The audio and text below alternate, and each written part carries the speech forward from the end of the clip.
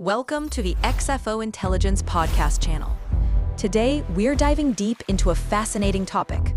Beyond the milestone, how Hong Kong can sustain its rise as the world's premier wealth hub. In 2025, Hong Kong quietly made global financial history. The city's offshore wealth assets under management crossed $2.9 trillion, surpassing Switzerland in cross-border wealth management.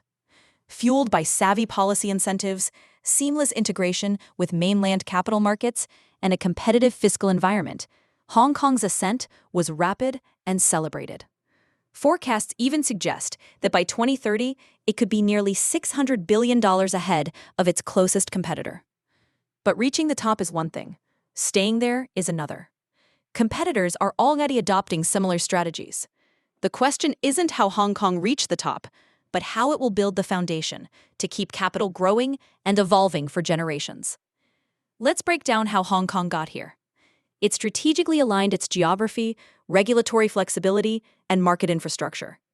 A familiar common law system, free capital flows, and tax advantages all made it attractive. Key incentives like tax breaks for family offices and easy residency for wealthy investors fueled the creation of over 3,300 single-family offices by 2025. And of course, there's China. Mainland investors looking to diversify found Hong Kong the perfect bridge. By 2025, more than half of Hong Kong's wealth management was tied to mainland-linked capital. But with rapid growth comes structural vulnerabilities. Relying so heavily on one source of capital means any sudden regulatory or economic shift could trigger major outflows. Other regions are copying the playbook, matching tax perks and fast-tracking family office pathways. And geopolitical tensions bring uncertainty, spurring diversification. Plus, younger generations want more than tax efficiency. They want digital native tools, impact investing, and flexible asset access. So how does Hong Kong move from being a gateway to a future-proof ecosystem? It starts by reducing friction in 4 key dimensions. First, trust has to be observable. That means predictable commercial dispute resolution and clear regulatory decisions. Independent audits and published metrics can make certainty measurable. Second, access has to become optionality. Hong Kong shouldn't be an isolated vault, but part of an interconnected corridor.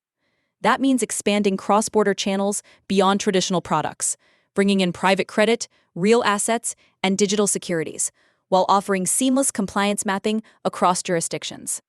Third, adaptability has to become public infrastructure. Fast-track regulatory sandboxes for new technologies like tokenized assets and AI-driven portfolios should be standard.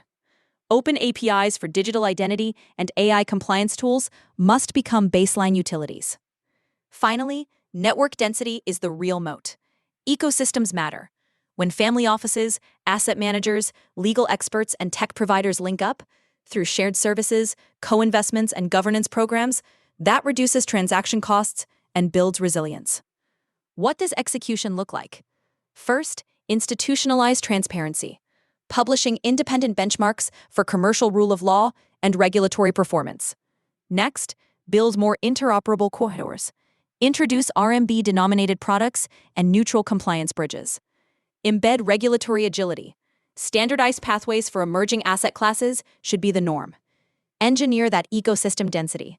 Get family offices collaborating, sharing knowledge, and retaining talent. And finally, redirect fiscal capital. Focus less on tax tweaks, more on digital infrastructure, neutral arbitration capacity, and talent pipelines. Generational wealth transfer is a key pivot point. The next wave of capital wants more than preservation. They want digital onboarding, measurable impact, and flexible structuring. Jurisdictions that get this right can capture growth over decades. In short, the $600 billion lead projected by 2030 isn't a guarantee. To keep it, Hong Kong must switch from policy competition to institutional architecture. Capital stays where friction is lowest, and where certainty, adaptability, and network density meet next-gen expectations. So that's the path forward. The milestone's been reached. Now the real work begins.